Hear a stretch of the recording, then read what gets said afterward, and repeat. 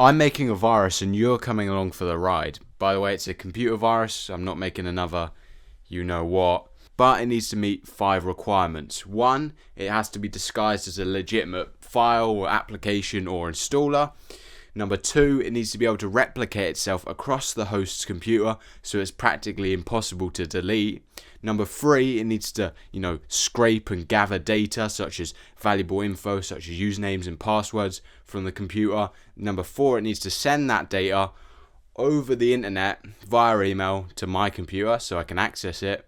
And number 5, it has to be able to prevent being shut down when the computer shuts down. For example, if they try to stop it by restarting the computer, it will just boot back up again. And how am I going to do this? I've got no idea.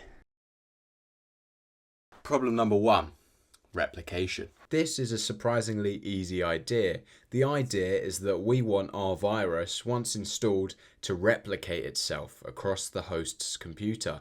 Therefore, even if they do wise up about the fact that the file is actually a virus, it will be too late because they'll never be able to delete them all. Without boring you with the specifics, we fetch a list of the computer's entire directory system and then randomly pick a folder to copy the virus to.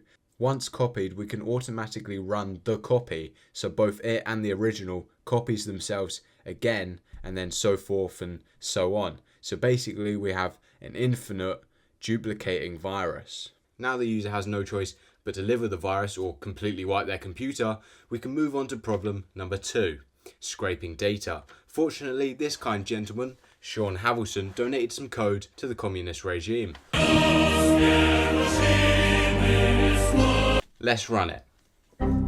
Okay, well, it seems like there was an error, so we need to install PyInput and run it, and then apart from the fact that there's duplicated output, it pretty much works. In fact, I was typing up this script when I'd accidentally left it running in the background, and it was recording everything I was typing, so it's pretty cool. What I noticed though, the computer got really slow when I used it. I'm not sure whether this was my antivirus trying to block it or if I was using up all my computer's memory, but now we only have a few problems left, including the fact that all of the data we've collected so far is basically worthless because it's just stored locally on the victim's computer. That's right, we're going to send all of the data that we've collected from the user's computer over to us via email so we can analyze it and check and see if there's any juicy nuggets of info in there, such as, bank details, usernames, passwords, PIN numbers, and much, much more. So I went to Stack Overflow and stole some code, which didn't work. Maybe it's because it was posted in bloody 2011. God damn. So like in many of my videos back to ChatGPT, I crawled.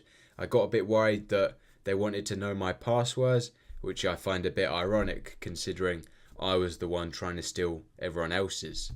But allegedly the library I was using was made by Google, and I was assured that the connection would be encrypted and secure, so I had no choice but to test it. This didn't matter, however, because by searching the error code, I found out that Google had removed the ability to access with less secure apps 2 years earlier. But from the shadows, a new hero arises.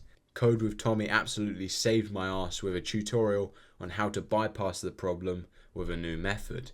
He'll be linked in the description, along with all the other people's code I've borrowed. I don't think that'll help him though, considering his video has more views than my entire channel. With that done, it's time to move on to the final problem. Disguising the Python code as a legitimate file or installer. A good place to start would be to think about, what our target audience is. Well, in this case, it's kids. Most importantly, it's those that want free Robux. Everything we want to do is handled by AutoPy2exe. So all I've got to do is, add a Roblox logo, add some data, and we've got a pretty good executable file. To prevent the virus from being disabled via a system restart, you need to set it as a start app via code, but I'm sure you guys can figure that one out. And with that all done, we've successfully created a virus. I know it's pretty terrible, but come on guys, look at my track record. And no, I'm not gonna run it. Do you think I'm some kind of idiot?